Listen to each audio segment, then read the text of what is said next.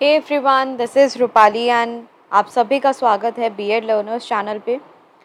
तो आपका आज का एग्ज़ाम या आपका सेशन रहेगा ईवीएस से रिलेटेड, आपका इन्वायरमेंटल एजुकेशन से। एंड इसके अंदर हम प्रीवियस ईयर का एमसीक्यू पेपर हम सॉल्व कर रहे हैं। एचएनबी जीयू यूनिवर्सिटी का आंसर की हम देख लेते हैं। ये है आपका 2020 का पेपर। क्लियर? तो उसके अंदर भी आपको 35 क्वेश्चंस मिलेंगे और 35 क्वेश्चंस किस चीज़ के अकॉर्डिंग है हम उसको देखेंगे यहाँ पर और सॉल्व करते हैं अपना आज का पेपर। आई होप कि अब तक आपको इसके भी आंसर्स मिल गए होंगे।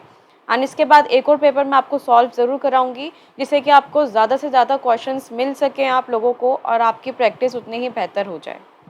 चलिए फिर, तो वीडियो अगर आपको सेशंस अच्छे लग रहे हैं तो वीडियो को लाइक, शेयर एंड सब्सक्राइब ज़रूर कीजिए। अपने इस चैनल को सब्सक्राइब कर लीजिए, अपने फ्रेंड्स में, अपने कॉलेज ग्रुप के अंदर इतना शेयर कीजिए कि और लोग भी यहाँ पे जुड़ सकें। स्टार्ट करते हैं अपना पहला क्वेश्चन। इसकी पीडीएफ मैंने आपको टेलीग्राम पे शेयर कर दी है, तो आप टेलीग्राम चैनल से जुड़ सकते हैं। एस्पायरिंग टीचर्स के नेम से है, एस्पायरिंग टीचर के नेम से है, आप वहाँ पर जुड़ सकते हैं। इसकी पीडीएफ मैंने ऑलरेडी आपको शेयर कर दी है। क्लियर? चलिए देखते हैं पहला क्वेश्चन। डिफॉरेस्टेशन इज दी। अब डिफॉरेस्टेशन क्या होता है? जब वनों की कटाई करते हैं, हम पेड़ों को काटते हैं, तो उसको हम क्या बोलते हैं? तो उसका जो करेक्ट आंसर होगा, permanent destruction of forest in order to make the land available for other use. हम पेड़ों को क्यों काटते हैं? कि हम दूसरे पर्पस के लिए लैंड को यूज कर सकें, इसलिए हम पेड़ों की कटाई कर देते हैं।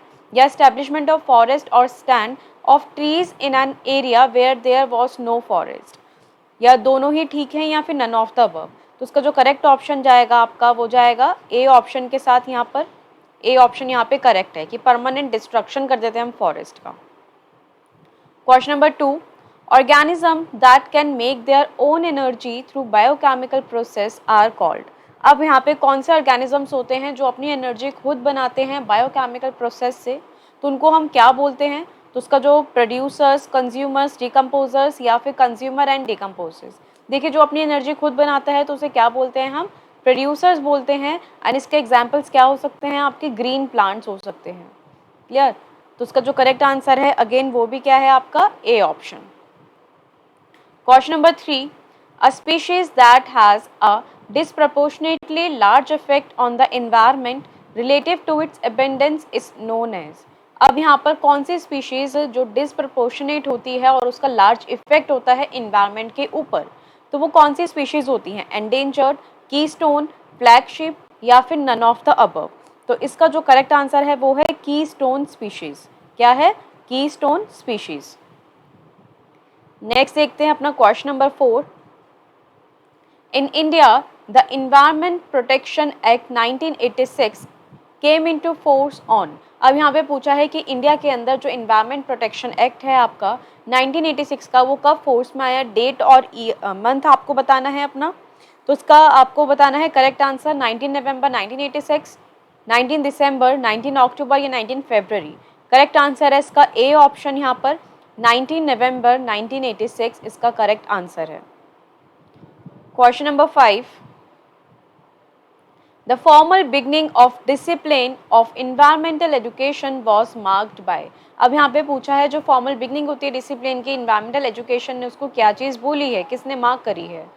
तो national association for environment education in UK, या फिर पॉल एंड परसिवल गुडमैन, या international union for conservation of nature and natural resources conference. ये इसकी आपको फुल फॉर्म याद करनी है, आ सकती है पेपर में। Held in Paris 1948। Correct answer है आपका सी ऑप्शन 5 का। नेक्स्ट देखते हैं question number 6, choose the correct option about IEEP। इसकी आपको यहाँ पे बताना है कि IEEP से इसका करेक्ट ऑप्शन क्या होगा। तो देखिए यहाँ पर मैं आपको इसका डायरेक्ट आंसर बता देती हूँ, काफ़ी बड़ा क्वेश्चन है ये। तो उसका करेक्ट आंसर क्या है अपना? All of the above. तो आप इसको एक बार रीड कर लीजिएगा, PDF में ऑलरेडी शेयर कर चुकी हूँ आप लोगों से। नेक्स्ट देखते हैं, dash is the branch of philosophy that is concern with the natural environment and human place with in it. अब यहाँ पे पूछा है कौन सी ब्रांच है आपकी फिलॉसफी की जो कंसर्न करती है natural environment and human place उसके अंदर। तो यहाँ पर या उससे संबंधित होती है environmental education, environmental philosophy, environmental theology या फिर इकोलॉजी। तो 7th का जो करेक्ट आंसर है आप लोगों का वो है इन्वायरमेंटल फिलॉसफी, पर्यावरण दर्शन। करेक्ट आंसर है इसका बी ऑप्शन। नेक्स्ट देखते हैं क्वेश्चन नंबर 8। अगेन थोड़ा बड़ा क्वेश्चन है ये आपका। The objective of environmental education is, अब यहाँ पे पूछा है इन्वायरमेंटल एजुकेशन के ऑब्जेक्टिव बताने हैं आप लोगों को। To raise consciousness about environmental education, सही है। To teach environmentally appropriate behaviour, आपको पढ़ाना कि आप पर्यावरण के साथ कैसे बिहेव कर सकते हो, उसको कैसे सेव करके चलना चाहिए। To create an environmental ethic that fosters awareness about ecological interdependence, economics, sociology and political science. तो उसका सारे ही ऑप्शन करेक्ट हैं। तो 8th का करेक्ट ऑप्शन क्या होगा आप लोगों का, यहाँ पर डी ऑप्शन। नेक्स्ट देखते हैं क्वेश्चन नंबर 9 अपना। Endangered plant and animal species are described in the book name as। Endangered plant क्या होते हैं, जिसकी जो पहले बहुत ज़्यादा थे और आज की डेट में बहुत कम, कि बहुत मुश्किल से कहीं 1 या 2 जगह पाए जाते हैं, उनको हम endangered की कैटेगरी के अंदर रख देते हैं। तो इनको डिस्क्राइब कौन सी बुक के अंदर किया गया है, orange data book, blue data book, red data book या येलो डेटा। तो इसका जो करेक्ट आंसर है वो है आपका red data book. Correct answer C option. Question number 10।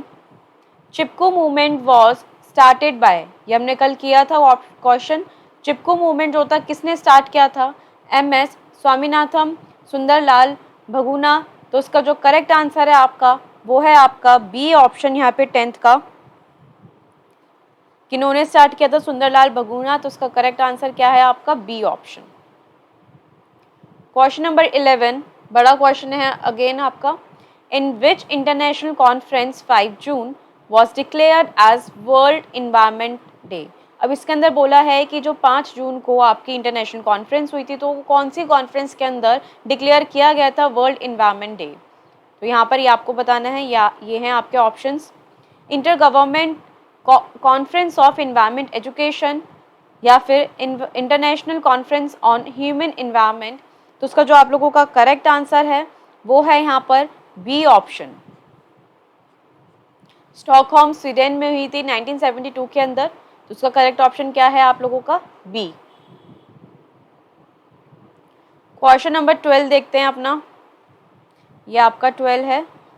Composition of environment is as. अब यहाँ पर क्या पूछा है कि एटमॉस्फेयर के आपने कॉम्पोजिशन एक डायग्राम पढ़ा होगा जिसके अंदर नाइट्रोजन, ऑक्सीजन, अदर गैसेस का पूरा एक्सप्लेन किया गया है। तो यहाँ पर ये कट है, ये 78, 78 एंड 78, ये 78% है। क्लियर। तो उसका आपको देना है 12 का करेक्ट आंसर। तो यहाँ पे जो करेक्ट आंसर है देखिए हिंदी में आप देख लीजिए, ये है इसका 78% नाइट्रोजन होती है, 21% ऑक्सीजन होती है एंड 1% अदर गैसेज होती हैं आपके। ये जो आपका चार्ट होता है ऐसे, ठीक है। तो आपका ये आ जाता है, ये 78% नाइट्रोजन है, ये आपका 21% ऑक्सीजन आ जाएगी और ये जो 1% आएगा ये अदर गैसेज आएंगी आपकी। तो ये इसका करेक्ट आंसर क्या बन गया आपका डी ऑप्शन। क्वेश्चन नंबर 13 देखते हैं अपना। विश्व पर्यावरण दिवस 5 जून 2020 का विषय था। अब यहाँ पर क्या बोला है, यहाँ पर आपको बताना है कि वर्ल्ड इन्वायरमेंट डे का name of world environment day 2020। देखिए उसके अंदर कौन सी उनकी थीम रखी गई थी, यहाँ पर ये थीम बतानी है आपको। इधर theme of world environment day 5 जून 2020 क्या रखी गई थी। तो उसका आप यहाँ पे देख लीजिए, इसका यहाँ पे कट है। इसका करेक्ट आंसर क्या है आपका सी ऑप्शन। ये है आपका बायो डाइवर्सिटी। तो यही ऑप्शन आपको ध्यान में रखना है, ये ऑप्शन इसका करेक्ट है यहाँ पर सी ऑप्शन, क्वेश्चन नंबर 13 का। क्लियर। नेक्स्ट देखते हैं अपना question number 14। Threat to biodiversity is दी।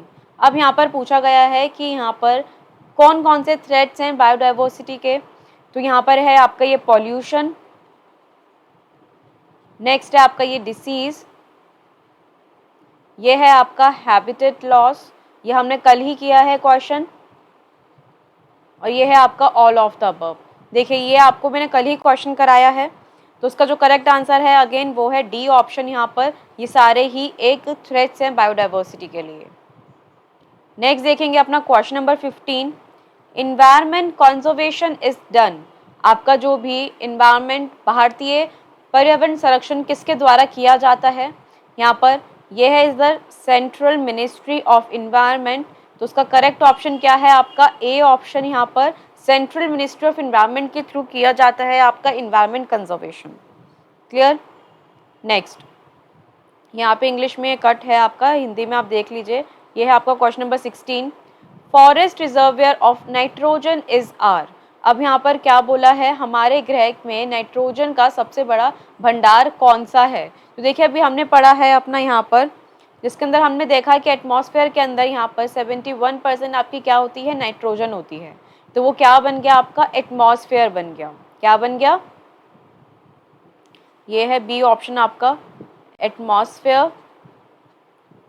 ये है आपका ओशियन, सी ऑप्शन है आपका बायोस्फेयर, एंड डी है आपका all of the above. Clear, ये आपके ऑप्शंस अवेलेबल हैं। तो 7 आपका ये 16 का जो करेक्ट आंसर है वो है आपका एटमॉस्फेयर, वायुमंडल। करेक्ट आंसर क्या है आपका, बी ऑप्शन। नेक्स्ट देखेंगे क्वेश्चन नंबर 17, ये 17 है। यहाँ पर पूछा है कि आप लोगों से कि जीवों में वृद्धि और वनस्पतियों में कमी हानिकारक होगी क्योंकि निम्नलिखित में से वृद्धि होगी यहाँ पर। तो यहाँ पर क्या बोला है, increase in fauna and decrease in flora. तो ये हार्मफुल कैसे हो सकता है, किस चीज़ का इंक्रीज होने से, तो उससे क्या इम्पैक्ट पड़ेगा। तो यहाँ पर ये लिखा है आपका CO2, कार्बन डाइऑक्साइड। तो देखिए आपका जब फौना इंक्रीज हो जाएगा, फ्लोरा कम हो जाएगा, तो उससे क्या होगा, कार्बन डाइऑक्साइड की जो मात्रा होगी वो इंक्रीज हो जाएगी। तो करेक्ट आंसर क्या है आप लोगों का इसका, बी ऑप्शन। क्या है आपका, बी ऑप्शन। क्वेश्चन नंबर 18, ही आपका पूरा ही पेपर यहाँ से आई थिंक कट हुआ है, जिसने भी सेंड किया है। तो देखिए यहाँ पर है क्वेश्चन नंबर 18 का आपका, जैव विविधता को मापने के लिए भौगोलिक पैमाना है यहाँ पर। तो देखिए ये भी मैंने आपको कल क्वेश्चन कराया था अपनी MCQ सीरीज के अंदर, alpha diversity, beta diversity, gamma diversity. तो उसका करेक्ट आंसर क्या है आप लोगों का, ऑल ऑफ द अबव। तो ये आपका ये अल्फा था, ये आपका बीटा है और ये आपका गामा है, और इसका ये ऑल था। इसका करेक्ट आंसर क्या है आप लोगों का, डी ऑप्शन। क्लियर। नेक्स्ट देखेंगे अपना 20,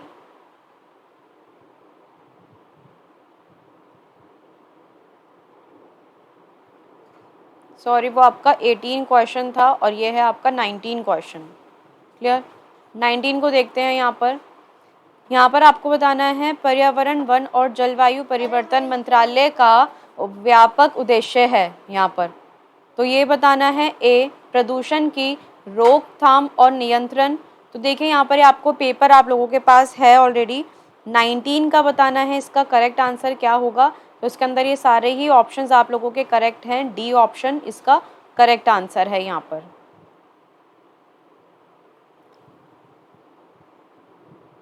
आई थिंक पेपर चेंज कर लेना चाहिए, या मैं आपको सामने यहीं पर ऐसे लिख देती हूँ जो भी इसके करेक्ट आंसर्स हैं आप लोगों के सामने, और पेपर मैं बता देती हूँ। एक सेकेंड आप लोगों वेट कीजिए।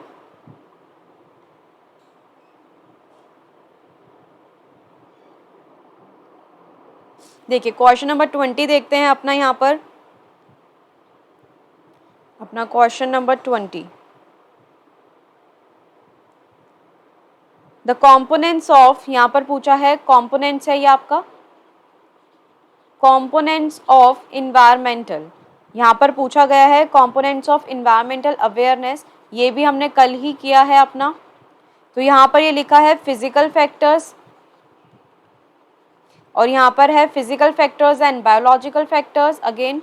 फिर है आपका biological factors and social factors, ये है आपका biological factors and social factors. And next है physical factors, biological factors and social factors.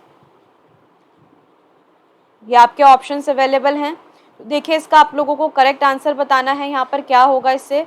तो इसका जो करेक्ट आंसर जाएगा आप लोगों का वो है आपके डी ऑप्शन के साथ बिल्कुल करेक्ट जाता है। तो ये तीनों ही फैक्टर्स इंक्लूड होते हैं आपके। नेक्स्ट देखते हैं question number 21। Question number 21, environmental consciousness is related to. अब आपका पूछा गया है जो इन्वायरमेंटल पर्यावरणीय चेतना किससे संबंधित है आपका, तो देखिए ये भी हमने कल किया है, तो वो एमसीक्यू सीरीज जो आप लोगों को कल मैं करवा रही थी उससे काफ़ी क्वेश्चंस आपके पेपर में आए हुए हैं, तो ये आपको पता चल रहा है। Cognitive domain, affective domain, psychomotor domain, तो यहाँ पे कॉन्शियसनेस क्या होता है, एक भाव होता है जो मैंने आपको कल समझाया था, तो उसका आपका करेक्ट ऑप्शन क्या जाएगा, आपका बी ऑप्शन यहाँ पर अफेक्टिव डोमेन। क्लियर। नेक्स्ट देखेंगे क्वेश्चन नंबर 22 अपना, purpose of social forestry is, यहाँ पर क्या है, पर्पस ऑफ सोशल फॉरेस्ट्री पूछा गया है, तो यहाँ पर environmental conservation and development, social and rural development, या environmental conservation development and social and rural development, या फिर आपका none of the above. Question number 22 का आपका जो करेक्ट आंसर है वो जाएगा सी ऑप्शन के साथ। तो सोशल फॉरेस्ट्री का क्या पर्पस होता है, आपका इन्वायरमेंट को कंजर्व करना, यहाँ पर डेवलप करना और सोशल और रूरल डेवलपमेंट करना, तो करेक्ट ऑप्शन क्या हो गया आपका सी ऑप्शन। क्वेश्चन नंबर 23 देखते हैं, acid rain, acid deposition and fall to the ground from the atmosphere is, देखिए जो आपने आप देखा होगा यहाँ पर जो एसिड रेन होती है तो वो किस फॉर्म के अंदर गिरती है, वेट फॉर्म में, गीले रूप में, या ड्राई होता है, या दोनों ही होते हैं, तो इसका 23 का करेक्ट ऑप्शन क्या है आपका सी ऑप्शन, दोनों ही फॉर्म में वो होती है बारिश। नेक्स्ट है 24th question, the nature of environmental management is, यहाँ पर आपसे नेचर पूछा गया है इन्वायरमेंटल मैनेजमेंट का, यहाँ पर इंटरडिसिप्लिनरी या फिर इंट्राडिसिप्लिनरी होता है, मल्टीडिसिप्लिनरी या फिर क्रॉस, तो उसका करेक्ट आंसर क्या जाएगा, मल्टी, तो यहाँ पर याद रखिएगा सी ऑप्शन इसका करेक्ट आंसर है। Question number 25, materials that can be made into new products again and again, जो मटेरियल आपके बार बार आप उसको बना सकते हो, यूज़ कर सकते हो दोबारा से अगेन एंड अगेन, तो उसका वो करेक्ट ऑप्शन क्या होगा आपका, वो बताना है आपको इसके अंदर, रिसाइक्लेबल, रीयूजेबल, रिपेयरेबल या रिसाइजेबल, तो करेक्ट ऑप्शन क्या है आपका रिसाइक्लेबल, तो मीन्स कि आप रिसाइकिल कर सकते हो, एक ही प्रोडक्ट को बार बार आप उसको फिर यूज़ कर सकते हो, करेक्ट ऑप्शन क्या हो गया आपका इसका A option. Question number 26, EIA stands for, अब इसकी फुल फॉर्म आपको बतानी है EIA की, तो इसकी करेक्ट आंसर क्या होगा आपका इसका इन्वायरमेंटल इम्पैक्ट असेसमेंट, इसकी फुल फॉर्म है, करेक्ट आंसर क्या बन जाता है इसका A option. Question number 27, eco mark certificate is issued by, आपका जो इको मार्क सर्टिफिकेट है वो कौन इशू करता है, ministry of environment, bureau of Indian standard, ministry of consumer affair या मिनिस्ट्री ऑफ कॉमर्स, तो करेक्ट आंसर ये दोनों तो कट ही जाएंगे, इन दोनों में से आप लोगों को कन्फ्यूजन होगी, तो करेक्ट आंसर क्या है आप इसका 27 का B option, Bureau of Indian Standard. Question number 28, COPRA is related to, देखिए ये तो उसकी फुल फॉर्म तो आपको पता ही होगी, तो उसी से इसका आंसर है, यहाँ पर करेक्ट आंसर है इसका प्रोटेक्शन ऑफ कंज्यूमर राइट्स, तो यहाँ पर यही है, कंज्यूमर प्रोटेक्शन एक्ट बोलते हैं इसको, करेक्ट आंसर क्या बन जाता है C option. Question number 29, select the true statement in concern with environment during कोविड-19 लॉकडाउन, जब आपका कोविड-19 के अंदर मतलब इट मीन्स कि 2020 के अंदर आपका लॉकडाउन हुआ था, तो उसके अकॉर्डिंग स्टेटमेंट पे क्या, इन्वायरमेंट पे क्या इफेक्ट पड़ा था, तो ये आपको बताना है। देखिए आपको बिल्कुल आसमान क्लियर दिख रहा था, जो आपका स्काई था बिल्कुल विजिबल था क्लियरली, वाटर बॉडीज़ बिल्कुल क्लीन थी क्योंकि सभी लोग अपने घरों में थे, पॉल्यूशन कम था, पॉल्यूशन लेवल कम हो गया था, करेक्ट आंसर क्या है इसका डी ऑप्शन आप लोगों का। नेक्स्ट, इम्प्रूव्ड एयर क्वालिटी यहाँ पर पूछी गई है, जब आपकी एयर क्वालिटी इम्प्रूव हो जाती है बिल्कुल सही, तो उसका क्या इम्पैक्ट होता है, इंक्रीज रिस्क ऑफ अस्थमा, देखिए एयर क्वालिटी इंप्रूव होगी तो आपका रिस्क इंक्रीज नहीं होगा, तो यहाँ पर reduce risk of asthma, heart attack and lung diseases, ये reduces risk of asthma, kidney and lung diseases, या asthma, intestinal and lung diseases, तो करेक्ट आंसर जाएगा आप लोगों का इसका बी से। क्लियर है।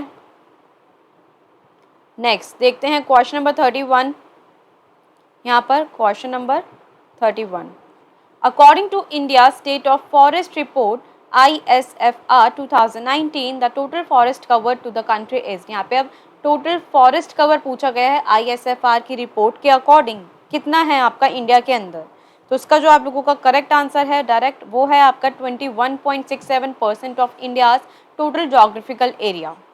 इंडिया का जितना भी जोग्राफिकल एरिया है उसमें से 21.67% आपका फॉरेस्ट एरिया है। करेक्ट आंसर क्या हो गया? B option. Next question number 32, forest biodiversity is present in the country named as. आपकी जो कंट्री के अंदर जो फॉरेस्ट डाइवर्सिटी है उसको हम किस नेम से जानते हैं? एक सेकेंड, यहाँ पे क्वेश्चन कट है, मैं रीड करके बताती हूँ आप लोगों को इसका। क्वेश्चन नंबर 32 का करेक्ट आंसर देखिए, इसके अंदर लिखा गया है highest biodiversity is present in the country, ये आपका कंट्री है, नेम्ड एज। अब यहाँ पे हाईएस्ट बायोडाइवर्सिटी पूछी गई है इंडिया के अंदर, स्विट्जरलैंड के अंदर, ब्राज़ील के अंदर या फिर अपना श्रीलंका के अंदर। तो 32 का करेक्ट आंसर है आपका ब्राज़ील, सी ऑप्शन करेक्ट है इसका। नेक्स्ट है आप लोगों का इसके अंदर question number 33, ozone day is celebrated on. जो आपका ओजोन डे है वो कब सेलिब्रेट किया जाता है? 16 सितंबर यहाँ पर, या 15 सितंबर, या 5 अक्टूबर, या 9 सितंबर। ये आपके ऑप्शंस अवेलेबल हैं यहाँ पर। तो इसका 33 का करेक्ट ऑप्शन जो है आपका यहाँ पर जाएगा 16 सितंबर से। करेक्ट ऑप्शन क्या है? ए option. Question number 34, question number 34 again एक बार चेकआउट कर लेते हैं इसका। Question number 34, which of the, ये है आपका, which of the ecological pyramid is always upright. यहाँ पर पूछा गया है इसमें से कौन से आपका इकोलॉजिकल पिरामिड हमेशा अपराइट रहता है, सीधा रहता है? Pyramid of number, pyramid of biomass, pyramid of energy, या ऑल ऑफ द अबव। तो इसका 34 का करेक्ट आंसर है आप लोगों का C option, pyramid of energy. ये हमेशा अपराइट रहता है। करेक्ट आंसर है सी ऑप्शन। नेक्स्ट देखेंगे क्वेश्चन नंबर 35। इसका जो क्वेश्चन है वो है आपका यूट्रोफिकेशन, यूट्रोफिकेशन मीन्स, यहाँ पर इसका मतलब पूछा है। तो water purification, neutralisation of waste water treatment process, या enrichment of plant nutrients in water bodies. ये आपका यहाँ पर क्वेश्चंस मैंने लिख दिए हैं। तो इसका जो करेक्ट ऑप्शन है आपका वो है डी ऑप्शन। यहाँ पर करेक्ट ऑप्शन जाएगा आपके डी ऑप्शन के साथ। क्लियर है आप सभी को? गाइज ये था आप लोगों का आज का पेपर 35 क्वेश्चंस के साथ। थोड़ी सी आप लोगों का यहाँ पर ये क्वेश्चंस में मिस प्रिंटिंग रही है, या जिन्होंने भी ये PDF भेजी है, बट आपको मैंने क्लियर करा दिया है। सभी आंसर्स आप लोगों के सामने हैं यहाँ पर। EVS का ये पेपर आपका 2020 का। आई होप कि आपके यहाँ पर 35 क्वेश्चन तो अच्छे से प्रिपेयर हो ही गए होंगे। कल हमने 30 क्वेश्चंस किए थे, उनको भी अच्छे से करके जाइएगा। और हो पाएगा मैं आपको एक सेशन और प्रोवाइड करवा दूँगी अभी आपका दूसरी यूनिवर्सिटी के पेपर का, तो आप लोगों के लिए बेनिफिशियल रहेगा। तो अच्छे से अपना कल के पेपर की प्रिपरेशन कीजिए। एंड अगर ये सेशंस आपको अच्छे लग रहे हैं तो वीडियो को लाइक, शेयर एंड सब्सक्राइब ज़रूर कर लीजिए इस चैनल को। तो और अपने फ्रेंड्स के साथ ज़्यादा से ज़्यादा शेयर कीजिए। Thank you so much.